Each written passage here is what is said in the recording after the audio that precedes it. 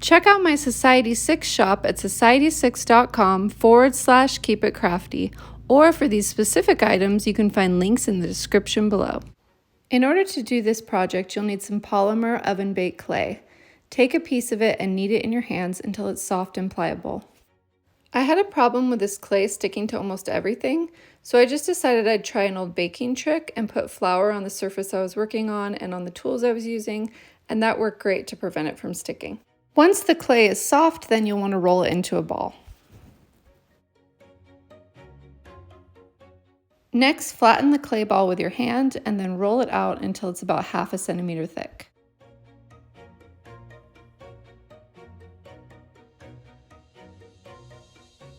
This is about what 1/2 centimeter thick looks like.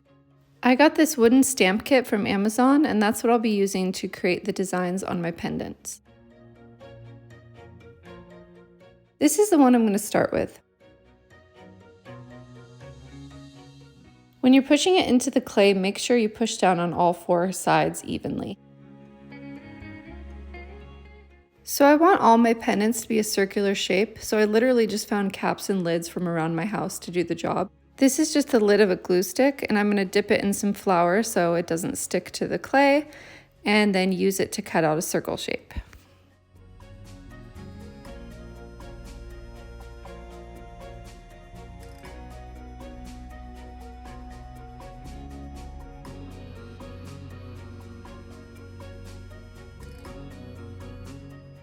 If it gets a little misshapen when you take it off the table, just mold it back into a circle with your fingers.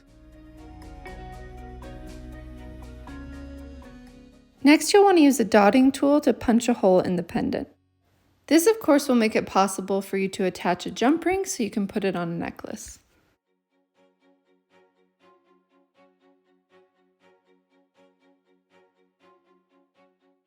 As you can see, that first attempt was not enough to make a big enough hole, so I usually work on the back for a little bit and then move back to the front, and I try to use a soft circular motion because that prevents the pendant from becoming misshapen.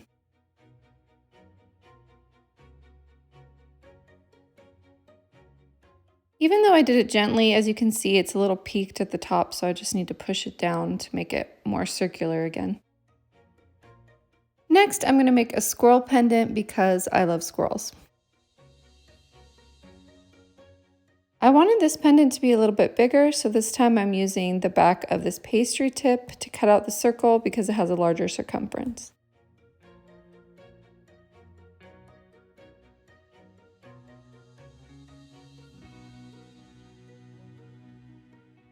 Since there's a little bit of a fringe on this one, I'm just going to gently push it back into the pendant.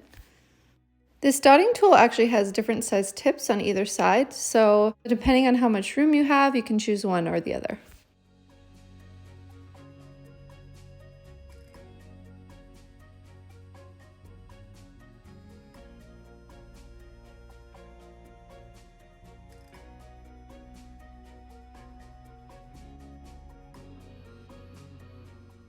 Next, I'm going to use 2 stamps to make an even bigger pendant. The first stamp I'll use only once, and the second stamp I'll use 3 different times.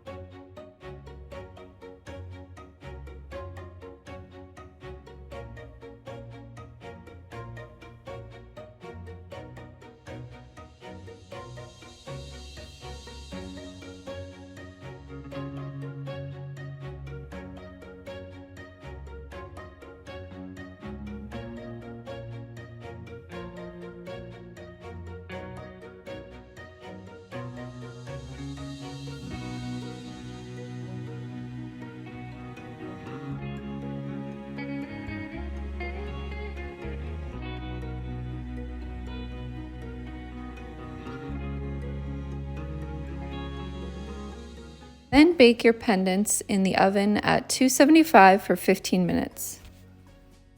Once they've cooled, you can start painting them.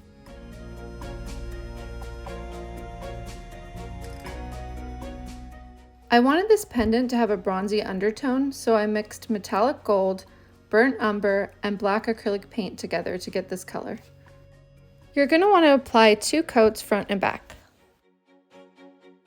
After it dried, I used a gold paint pen to paint the outer edges gold.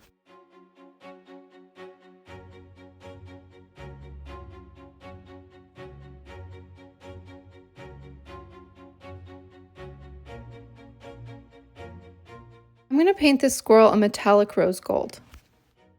I tried this once before using multiple colors, but it just ended up looking tacky, so I'm just going to stick with the rose gold by itself and I'll leave the background white.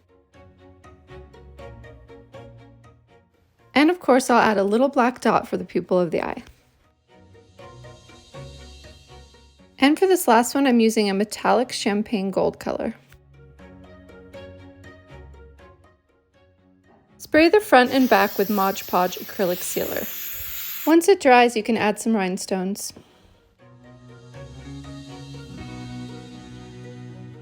The best way to attach rhinestones is to use some Julep embellishing glue. Some rhinestone kits come with a picking pen to pick up the rhinestones, but I just use a toothpick and put some wax on the end of it, and then I use the other end to put the glue on.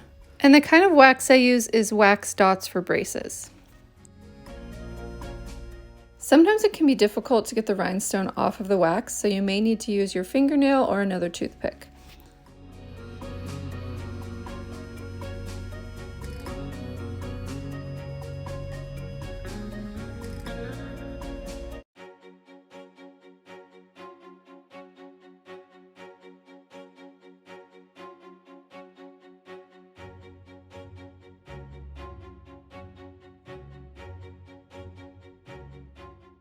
Don't be concerned if you can see the glue behind the rhinestone at first, because once it dries, it will dry clear.